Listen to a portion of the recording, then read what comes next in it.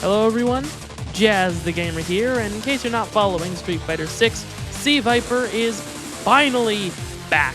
And honestly, I couldn't be happier. I think this character is incredibly cool, and for a while I was kind of disappointed that she only really got to be playable in Street Fighter 4. But now that she is finally back, she's probably better than she's ever been. Now, I don't want to start a new game versus old game discussion, so I just want to clarify this right off the bat. I do like Sea Viper in Street Fighter 4 as well. I definitely think that she's a very interestingly designed character. I just think that Street Fighter 6 didn't really lose any of that design philosophy, but instead decided to shift the difficulty in other directions. You'll see what I mean in a second, but for right now, I'm jazzed to be here, and let's get right into it.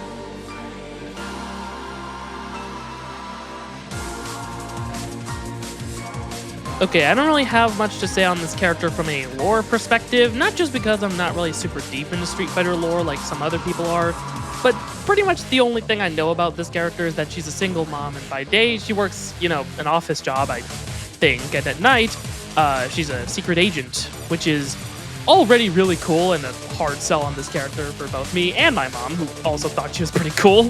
The most I have to comment on when it comes to the additions to her lore in Street Fighter 6 is that it's honestly just a nice detail to see how Sea Viper's daughter has grown up since we last saw her in Sea Viper Street Fighter 4 arcade mode ending, which, I get that this is kind of like a common sense thing to add, but just actually being able to see more into that aspect of her character was honestly just really wholesome. But anyway, that's all I have to say on the lore, really. I don't really think I can say too much, but I will say that design-wise, this character has a really interesting change. Street Fighter 4 was definitely a much more professional design. 6 is a lot more anime-esque. However, one thing about this character from a visual perspective that I can't really get behind is that idle animation. Street Fighter 4 was much more her idle animation was much more of a ready stance, she was here on business and she's here to kick your Azure, and that's about it. Street Fighter 6, she looks like she's trying to stay cool and calm and be in control of the situation, but it's just really weird the way they tried to go about it. I would have honestly much preferred that they would have had her leaning back in a much more lackadaisical sense. I would say keep her arms down like it is in 6th, but also just have her lean back instead of leaning towards the opponent to show that, yeah, she's definitely, much more used to situations like this with, the extra experience considering the gap between 4 and 6 specifically. But I still think it's pretty cool visually overall. As well, the particle effects on a lot of her moves are also really cool. I think the thunder effects and the fire effects definitely look really good in the Unreal Engine. It's sick to look at. Anyway, on to gameplay.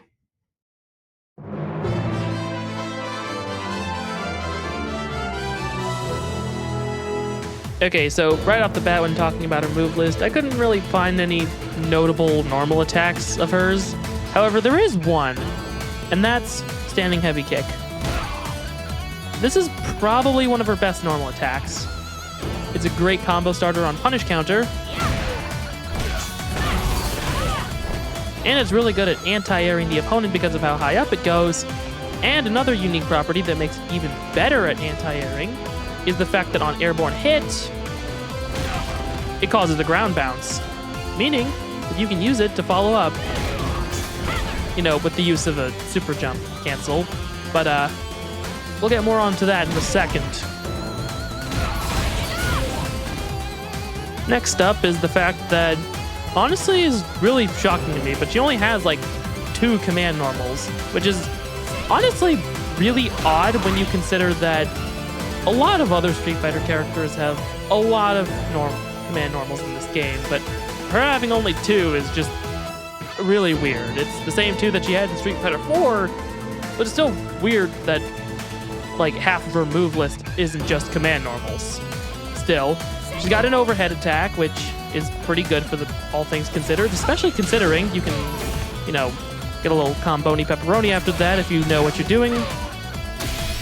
And forward heavy kick, which is a really good combo extender. Starting off, her first special move is Thunder Knuckle, as I like to call it. This is a forward advancing knuckle attack, where she envelops her fist in electricity and goes in, you know, she goes forward with a light one. This one goes low, and it even like goes under projectiles, which is just really cool. So that's sick. The medium version just goes at about medium height, and the heavy version is your standard anti-air attack. The X version is just 2 hits into a knockdown, as one would expect. After all of these versions, except the EX version, you can do one of 2 follow-ups. Either this forward and 2 punches follow-up, which causes a knockdown on hit, or you can fake it,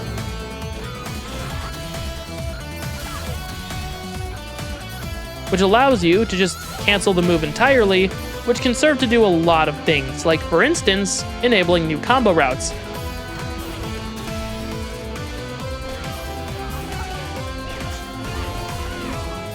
You know, that and the like. Before we get on to our next special moves, let's talk about Super Jump. By doing down and then immediately pressing upward, you get a much higher version of your regular jump. This can be used for a lot of different reasons. One of the main reasons is not just, increased air mobility, but also the fact that some moves that aren't ordinarily special cancelable can be canceled into the Super Jump, which is a really cool quirk. And using a technique known as Tiger Knee, where you do a motion input and end it with up, you can just, turn combo starter or moves that are great pokes into combo starters. So that's honestly really cool that you can just do that. The one drawback of Super Jump is that it costs 1 bar of drive gauge. Unless under specific circumstances, but we'll get to that in a second. For right now, this is a part of what adds on to Sea Viper's, increased complexity in this game, but like I said, we'll get onto that in, the next segment where we talk about why Sea Viper is such a difficult character in this game.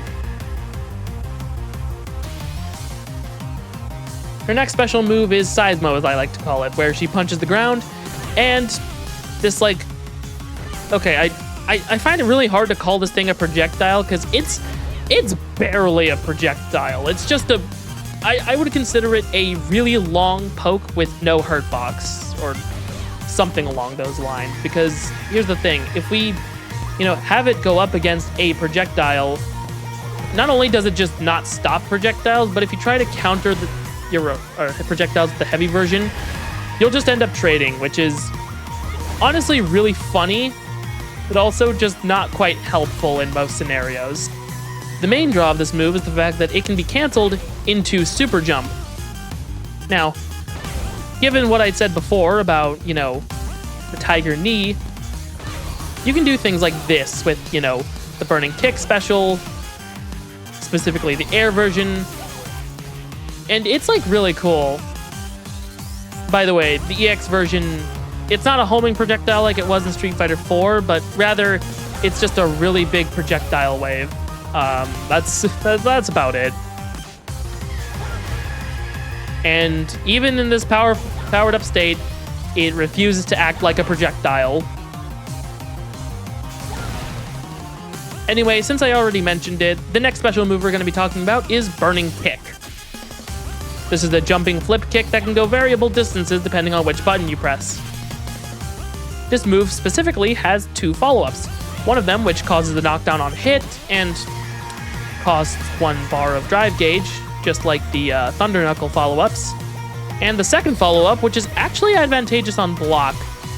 Like, if the opponent blocks this, it's still your turn, meaning you can just go for more offense afterwards. This also costs a bar of drive gauge, but it's definitely worth the exchange. The air version is a whole nother story, because the light version stops your momentum. The medium version keeps some of your momentum, and the heavy version actually keeps your momentum intact and even gives you a little push, which can give you some really tricky mobility. Seriously, at any point on screen, she can just make you guess between left-right mix-ups. And I find that to be really funny. And like, especially on knockdowns too. Like if you knock the opponent down, they have to either guess if you're gonna go, you know, in front, or if you're gonna go behind. And heck, you don't even have to worry about that because you could just do the grounded version and then do the follow-up that makes it safe on block. It's safe to say that Sea Viper probably has some of the craziest mix-up tools in all of Street Fighter, being held back by the spatial awareness you need in order to make the best of it. And finally, the final special move I want to talk about before we get on to supers is Focus Force. This move is a direct reference to Street Fighter 4's focus attack, with you being able to charge it.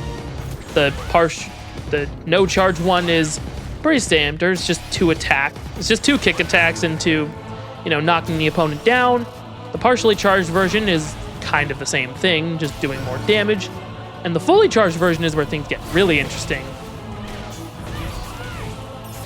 This move also has a couple hits of armor, meaning that if the opponent, you know, they want to just try and like break through the armor,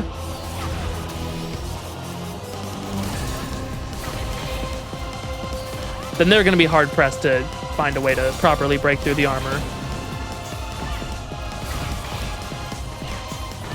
And you can start full combos on hit, so that's pretty cool.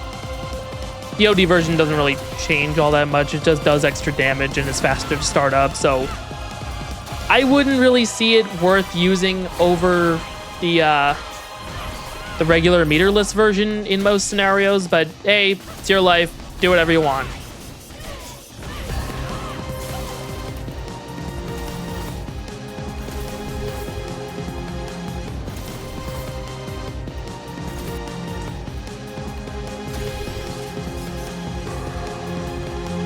Alright, so moving on to her supers. The first super, done with double quarter circle forward and kick.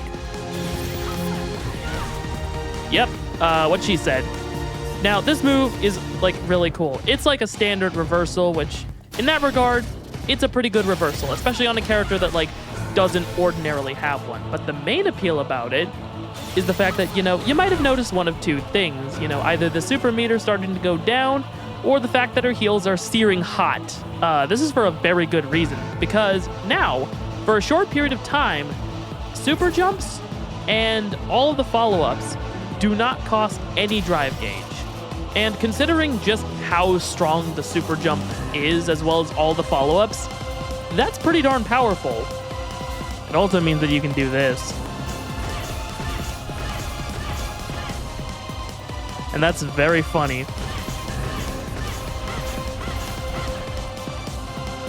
Your next super, done with a double quarter circle back and any punch, is mission complete. This is a standard level 2.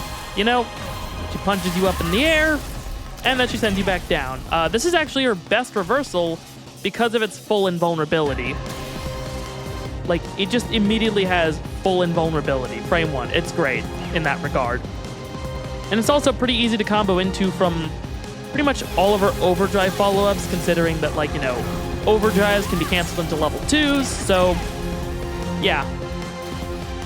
And finally, the big one, the cinematic level 3 super, Hard Luck Rejector.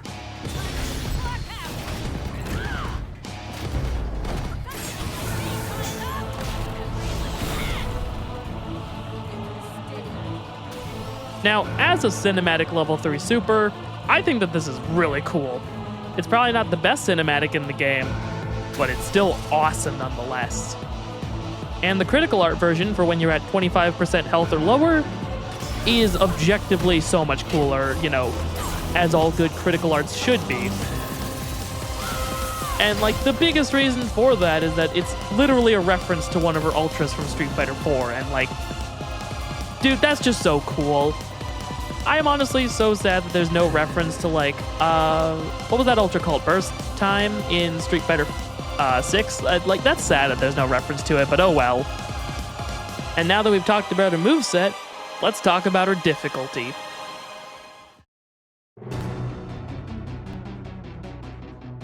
So, for anyone that already knows this character's whole deal, it's probably not a surprise to anyone who's familiar with this character that this is probably one of the hardest characters in any Street Fighter game. Like, this character is, like, ridiculously hard. And I've played a lot of other difficult fighting game characters, like Dhalsim in MVC 2, Dio in Heritage for the Future, Dante in Ultimate Marvel vs. Capcom 3, and I'd say I can play them pretty competently considering my skill level in all of those games. And I'd argue that C. Viper is actually on the same level as those guys. Not only that, but I'd argue that she's not only just as difficult as she was in Street Fighter 4, she's also difficult in a very different way. But in order to explain that, I need to explain the two types of difficulty that I think of when it comes to fighting games. First off is mechanical difficulty, and it's probably the first thing you'd think of when it comes to hard fighting game characters. Mechanical difficulty is when a character has an extra resource to manage or requires skills and techniques no other character needs you to learn in order to play them effectively. Sometimes both. Actually, a lot of the times both. A shocking amount, come to think of it. Conspiracies aside, Zato 1 is a great example. Not only do you have to manage your eddy gauge so that way you make sure you always have access to your strongest tool, but you also have to learn how negative edge works in order to utilize Zato's tools to their fullest, because Eddie's moves don't go out on button press, they go out on button release. The second type of difficulty is executional difficulty, whereas even though a character's game plan is pretty easy to wrap your head around, actually doing things with that character is the hard part. These are the kinds of difficult characters that I actually enjoy playing, but I do play some mechanically difficult characters as well. Examples of this would include Dio from JoJo's Heritage for the Future, Urien from Street Fighter 3 Third Strike, and Magneto from the Marvel vs. Capcom series. So, what do I mean when I say that C. Viper is now just as difficult but in a different way as she was in Street Fighter 4? Well, with Street Fighter 4, she was much more executionally difficult, what with the fact that there was no buffer system, meaning that you had to time those links frame perfect, otherwise you would just miss them. Not only are there the one-frame links, but there's also the fact that the feint is actually 2 punches instead of kick, which objectively makes it harder to do feint cancels. As well, the fact that Burning Kick was also a quarter circle back instead of a quarter circle forward, that also added to a lot to her executional difficulty and made combos off Seismo really difficult. Compare that to Street Fighter 6, where most of those issues are practically gone. Burning Kick is now a quarter circle forward, the feints are done with kicks, and the new buffer system allows for you to be a little bit early and still get the link just in time. Where that difficulty went, however, is into the juggling act you have to do anytime you want to use your super jumps or follow-ups because of the fact that both of them cost 1 bar of drive gauge when you don't have the level 1 install active. And I like to make a half joke on how there isn't enough drive meter in the game to satiate Viper's meter needs, and that is, like, actually true. Seriously, C. Viper has just as much access to the same kind of stuff as before, but it's definitely, like, you can't use it as much as you could in the old games, meaning that you had to be a lot more conservative with your meter management and to play a lot more fundamentals-oriented gameplay than what she was usually going to do in the old games, which is just a super jump all over the place. Like, this is flipping, what's a good example? Guilty Gear, I guess. I don't want to start a new game versus old game discussion. I think Street Fighter 4 and Street Fighter 6 are incredible games in their own way, and I think that C. Viper is an incredible character in both games. All I'm saying is that the difficulty hasn't been lowered, it's just in a different way than it was before. And I gotta admit, that's pretty cool. And to wrap up this video, I want to ask you guys what you think. I know a lot of you are probably happy to see C. Viper return, but I just want to know, do you like her better in the old games? Do you like her incarnation in the new games? Or do you think that this new version is actually an improvement over the original? Let me know down in the comment section below. I'm jazzed to have been here, and I'll see you next time.